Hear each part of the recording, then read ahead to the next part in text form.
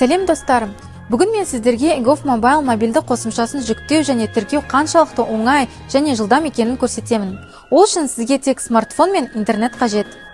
Сіздің телефон моделіне сәйкес Google Play, App Store немесе Huawei App Gallery сияқты қолтаңбалар дүкеніне кіріп, іздеуде eGov Mobile деп теріңіз.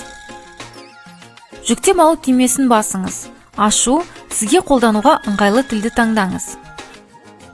Басты бетте кіру тіркелу батырмасын басыңыз. Авторизациядан өту қажет. Жаңа электрондық цифрлық кілтті шығару батырмасын басыңыз. eGov Mobile қосымшасына қош келдіңіз деген жаңа бет ашылады. Содан кейін кіру батырмасын басыңыз. Digital ID биометриялық сәйкестендіру қызметі ашылады.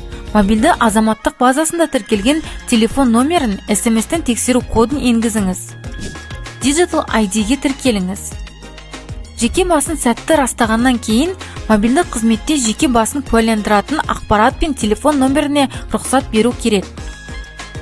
Электрондық цифрлық кілт шығару беті ашылады. Электрондық цифрлық кілттің құпия сөзін енгізіңіз, содан кейін жалғастыру батырмасын басыңыз. Сәтті тіркелгеннен кейін қолтаңбаға жылдам кіру кодын орнатыңыз және Face ID, Touch ID мен байланыстырыңыз. Құттықтаймыз! Сіз eGov Mobile мобильді қосымшасында сәтті тіркелдіңіз.